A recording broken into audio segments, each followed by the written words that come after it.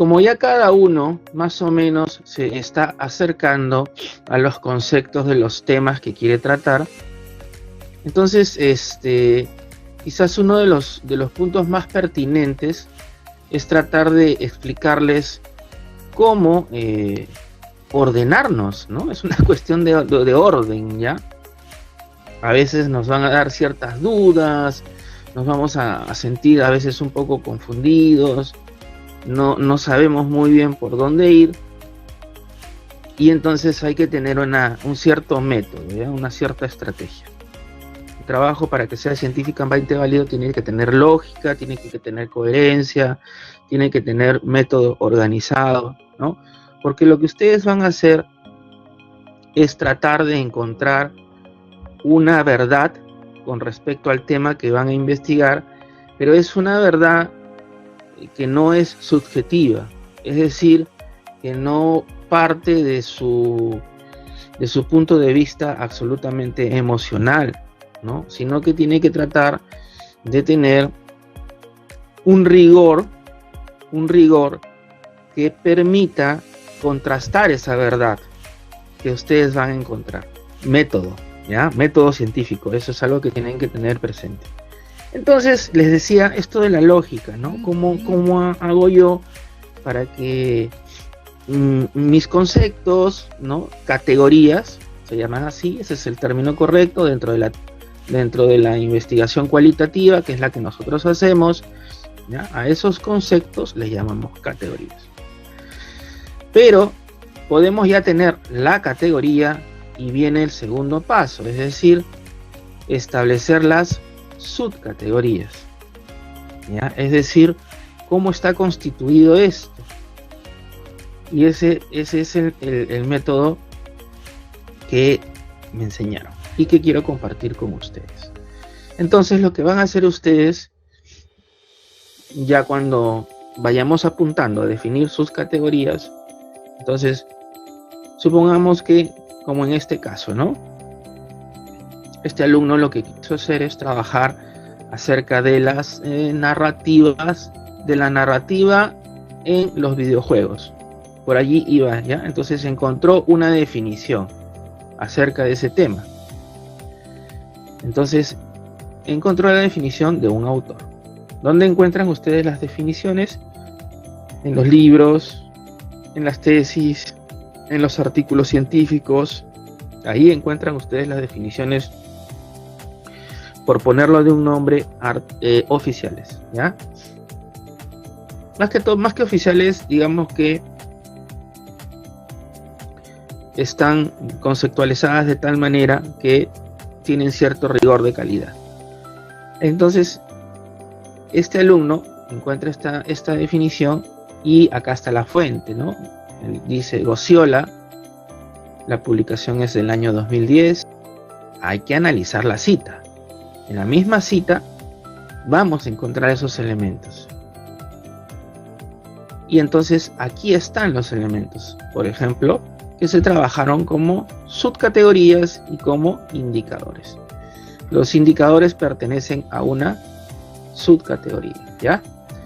Entonces, miren, dice, Gosciola indica que en la mayoría de los casos se encuentra una distinción entre dos estructuras narrativas: la dramática, de confrontación entre dos o más personajes, y la épica, que ofrece al jugador el camino que recorrerá para obtener la ampliación de sus habilidades. Subrayado con verde, ya tenemos la categoría. Y subrayado con celeste, ya tenemos las subcategorías. ¿Ah? Miren cómo sale aquí. Sería más o menos este esquema.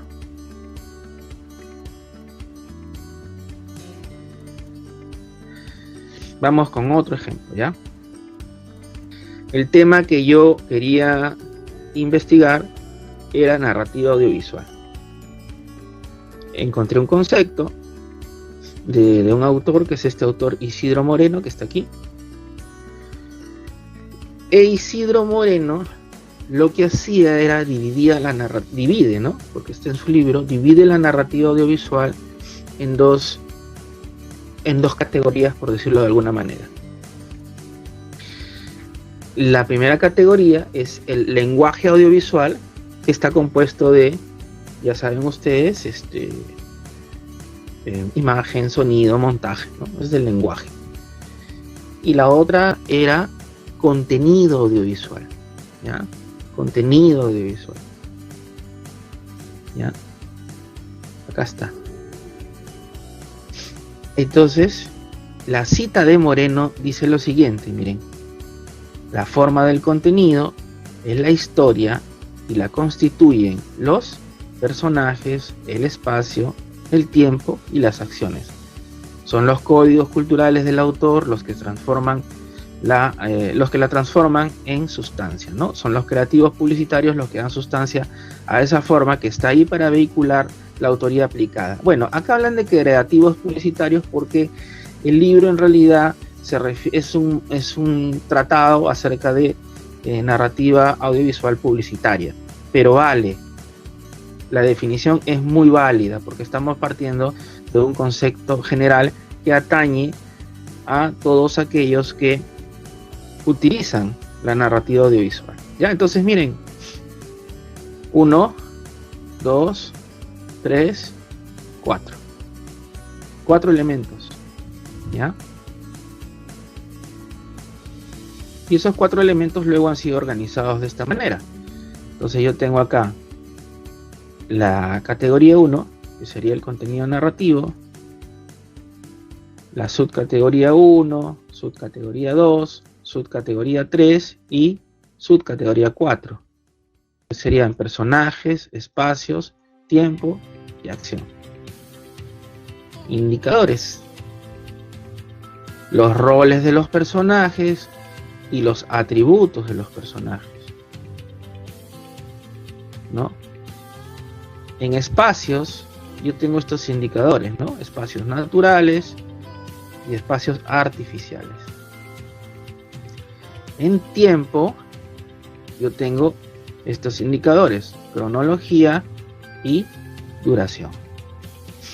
Y en la acción yo tengo funciones de la acción que realizan los personajes y la estructura dramática.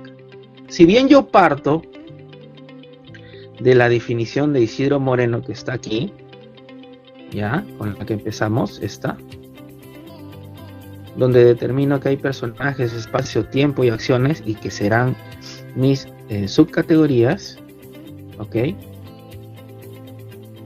Ya a partir de aquí yo puedo buscar información en otras fuentes, en otros libros, en otras tesis, en otras investigaciones. ¿Para qué? Para ir armando los indicadores. Luego esto ya es muy específico, que se llaman los índices, ¿no? Entonces ya saben ustedes, por ejemplo, que todos los personajes tienen roles, ejecutan roles, y dentro de esos roles tenemos al protagonista, antagonista, episódico, secundario, ¿no? ¿Ok? Todos los personajes tienen atributos y a la vez estos atributos se constituyen en fisiológicos, sociológicos y psicológicos, ¿ya? Entonces, así ustedes van a ir construyendo, consultando con diversas fuentes, ¿no? Una vez que ya tienen más o menos definidas las subcategorías, van a encontrar más información todavía al respecto. O se pueden seguir basando en el mismo autor. O también puede suceder que arman los indicadores porque encuentran que otro autor define esos indicadores, pero con otros nombres. Sin embargo, el concepto va muy asociado, va muy vinculado, entonces ustedes pueden ir construyendo ya con diversas fuentes. Bueno, esta es una matriz, ¿no? Este es el instrumento que ustedes van a armar, pero yo me adelanto un poco, ¿por qué? Porque este instrumento me permite a mí y a ustedes también, les permite comenzar a armar la estructura de su proyecto de una manera lógica, ¿ya? Les permite visualizar.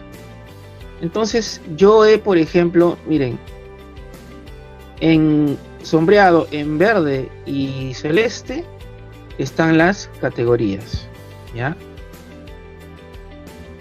Y las categorías tienen que estar en el tema de investigación, en la pregunta general y en el objetivo general, ¿ya? A veces sucede que cambian una categoría y colocan otro concepto y entonces eso perdió la linealidad, ¿ya? Perdió la lógica. Se tiene que mantener la lógica porque se supone que el tema es el mismo, la pregunta de la investigación general es la misma y por lo tanto el objetivo también, ¿ya? Vamos a leerlo. Hibridación en la representación audiovisual en el programa más rico de Plus TV, temporada 2019-2020. Pregunta general: ¿cómo se manifiesta la hibridación en la representación audiovisual perdón, en el programa más rico de Plus TV, temporada 2019-2020? Objetivo general: demostrar cómo se manifiesta la hibridación en la representación audiovisual en el programa más rico de Plus TV, temporada 2019-2020. ¿Ya? Entonces, hay una coherencia entre un planteamiento y el otro, porque todo es parte de la misma investigación, ¿ya? Entonces, vamos a saltar un poquito aquí antes de entrar a ver las preguntas y objetivos específicos. Por ejemplo, en la categoría A, esta alumna encontró que en una definición se hablaba de géneros y se hablaba de formatos. Entonces eso lo convirtió en subcategorías. Y para representación audiovisual, en otro libro que es un clásico, se los recomiendo porque tiene una muy buena metodología, que se llama Cómo analizar un film, de Cassetti y Di Chio.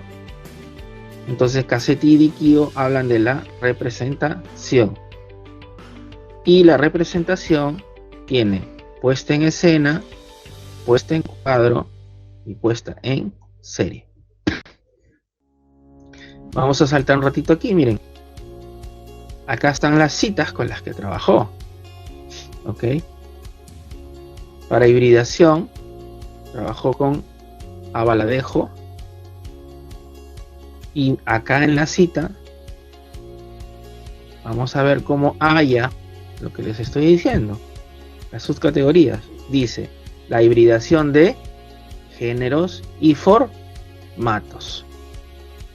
No es precisamente un fenómeno novedoso. Durante muchos años el cine, la televisión y la radio han servido de soporte a innumerables productos informativos y entretenimiento que, buscando nuevas formas de expresión, han fusionado con mayor o menor acierto el éxito de códigos identitarios de cada uno de ellos, dando lugar a toda una suerte de mutaciones que han acabado asentando rasgos estilísticos definitorios y asumiendo como propios determinados contenidos.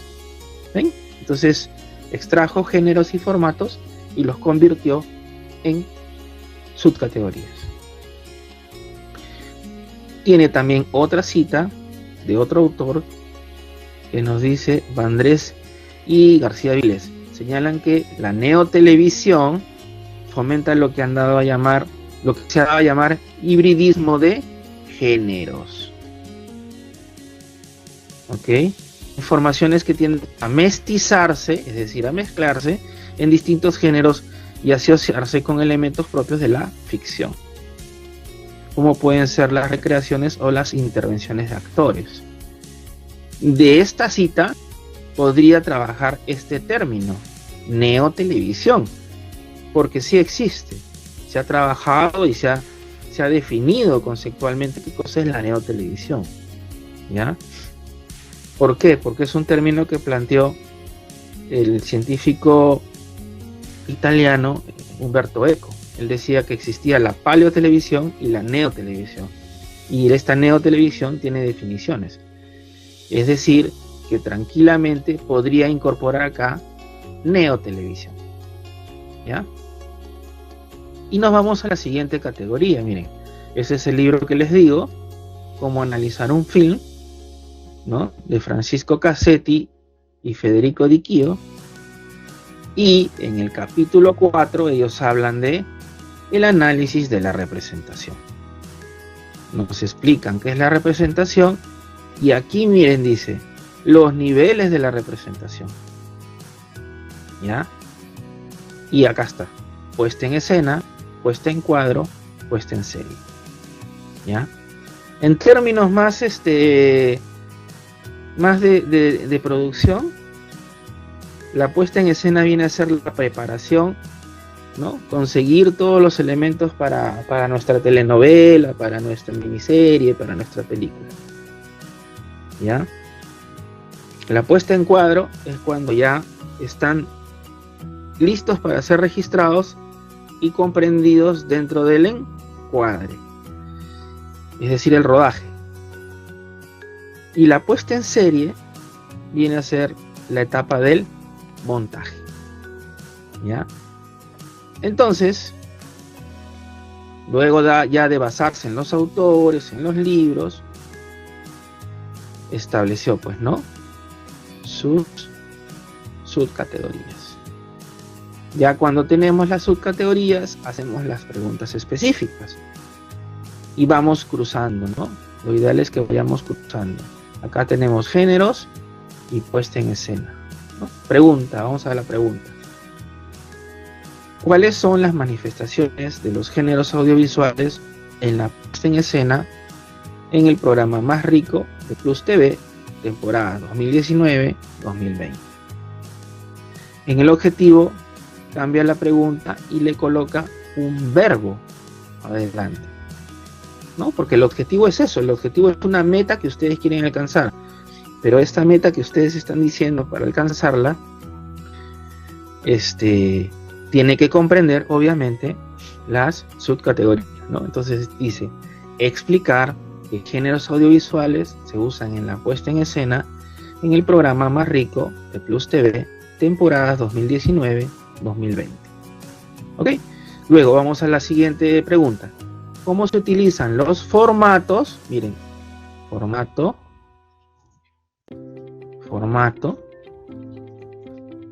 Continúo leyendo. ¿Cómo se utilizan los formatos audiovisuales en la puesta en cuadro y puesta en serie en el programa Más Rico de Plus TV? ¿Ok? Puesta en serie y puesta en cuadro, dice. Acá está. Puesta en cuadro, puesta en serie. ¿Ya? ¿Ven? Y lo mismo, ¿no? Le agrega el verbo para convertirlo en objetivo. Determinar cómo se utilizan los formatos audiovisuales en la puesta en cuadro y puesta en serie. ¿Ok? Entonces, esto es un método que yo creo que podría servirles. Muy bien, continuamos entonces, ¿no? Profe, ¿y cómo buscamos? Uy, acá hay un truco excelente. Vayan a los capítulos, vayan al índice, ¿no? Miren, acá está, por ejemplo, acá está hablando de géneros, formatos y contenidos periodísticos audiovisuales, ¿no? Esta sería la categoría. Y estos conceptos tranquilamente pueden pasar a ser subcategorías. ¿Ya? Subcategorías. Dependiendo de nuestro tema, porque no todas tendrían que estar, la podemos escoger algunas, ¿no? Como las que están en celeste. ¿Ya? Eso ayuda mucho. Ayuda a que ustedes tengan un sistema para buscar la información e ir procesándola. ¿Ok? Muy bien. Entonces he tratado de mostrar algunos ejemplos y casos para que se puedan guiar en este proceso de búsqueda de información, ¿ya? Para que sea más o menos ordenado, para que sea sistemático, para que no se sientan abrumados en el intento, ¿ya? No es difícil en realidad, es una cuestión de metodología.